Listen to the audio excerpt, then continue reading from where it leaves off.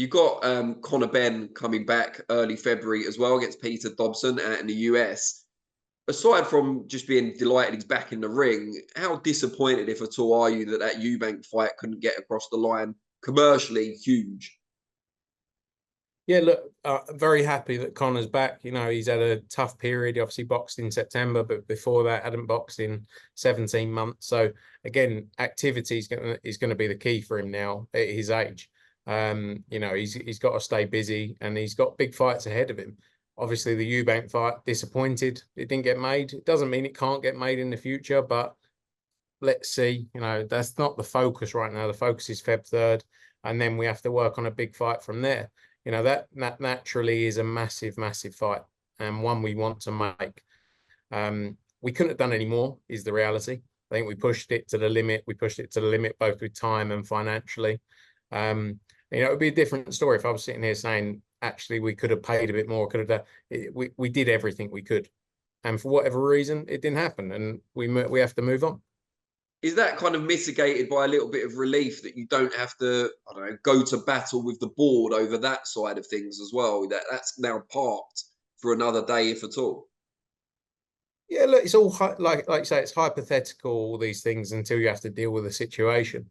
You know, our focus is to keep Conor Benn active. He's not suspended. He's got no suspension, whether in the UK or internationally. There should be no reason why he can't box. You know, obviously, if that situation changes, if he was suspended, it's a different story. But yeah, it's one of those that we have to deal with as and when the case arises. Right now, obviously, we're set for Las Vegas on February 3rd. And we were obviously working on plans for what's next for him after this. He wants the biggest fights. He still wants to fight Eubank, but he wants the biggest fights out there, whether that be at 147, maybe 154. But, you know, right now, I think the focus will be 147. And we are starting a new year, of course. How would you kind of sum up 2023 for Matchroom? How did the company change and evolve during the last 12 months? Look, I think we had a tremendous year. I think the latter part of the year, the last 6 months of the year, was delivered an amazing schedule. And, you know, we did something like 33 or 34 events last year. You know, we're looking to top that this year. We signed some new deals internationally last year as well, which kick off this part of the year.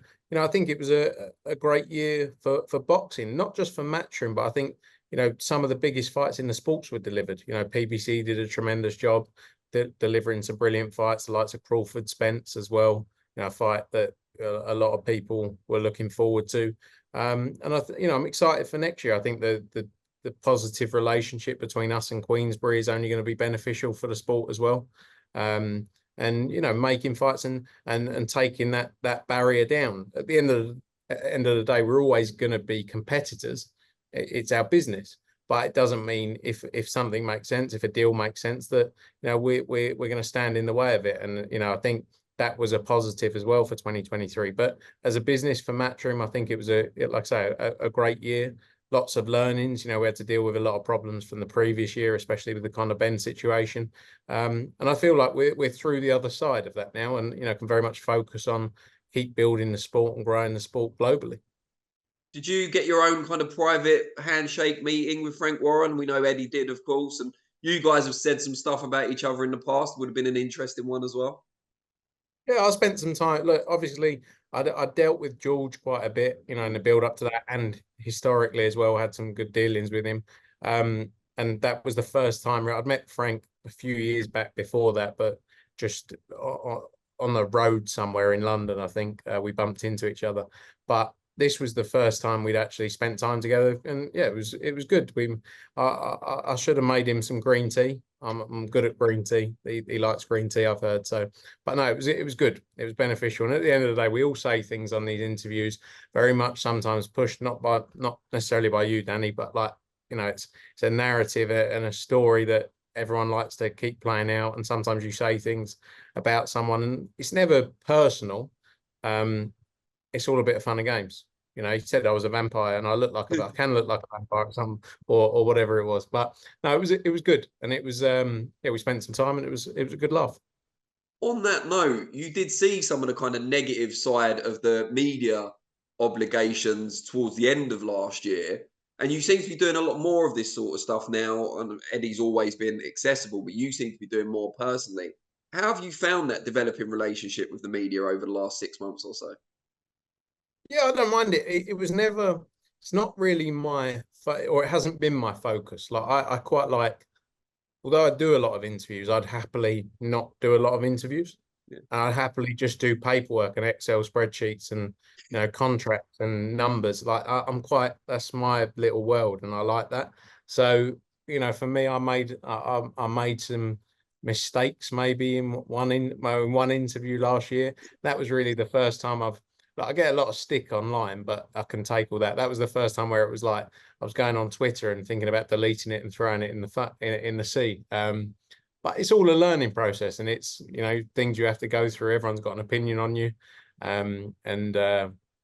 yeah, I don't mind it, but this has never been my reason for being in the business, is to do interviews or to be famous or to be the face. But it's part and parcel now of the job, because Eddie can't be at every media event, or he can't be everywhere. So yeah, it's one of those things, and hopefully I'm getting better. It's one of those things that you only get better with the more you do it, and your mistakes are all recorded. So everything you say that people think's wrong is going to be there forever. And that's the unfortunate truth of it. Well, let's get back to the business side, more comfortable ground, perhaps. AJ's clearly still a massive attraction worldwide. You've got Conor Benn, hopefully at some point will fight in the UK again. He could be a massive pay-per-view star also. Who else is coming through, in your view, in the Matchroom stable that can be built into that crossover star level? I think, look, you've still got the current crop as well. The likes of Katie Taylor still delivers massive numbers. We've seen that last year in those 2 fights, amazing fights against Chantel Cameron. And she's going to be involved in some huge fights this year. I think the likes of Devin Haney, we saw what he did in San Francisco recently. We've had a great relationship with Devin Haney over the years, and he's a real star. We're working on looking at some new signings now as well for the future. And our focus is, we've got over 100 fighters, and it's a hard sport, because you can invest a lot of money and time and effort into people, and it can change in one night. It is the reality of it. But we got some great fighters coming through, and very much focused on building those careers. I always say that it's hard. Who would have thought, when we first signed Tony Bellew and he fought Danny McIntosh, for example, and we had 1,200 people in the Echo Arena for that fight, who would have thought Tony Bellew would go on to do what he did over the next 8-9 years, end on 3 pay-per-view fights back to back, being in a movie starring Creed? Lee Wood. Who would have thought, when Lee Wood got beat, was it 8 years ago, 9 years ago, he would have gone on to selling out arenas back to back, it's such a hard sport to look at today. You can with 1 or 2, but to pick out who those stars are going to be, and that's kind of what makes it exciting as well.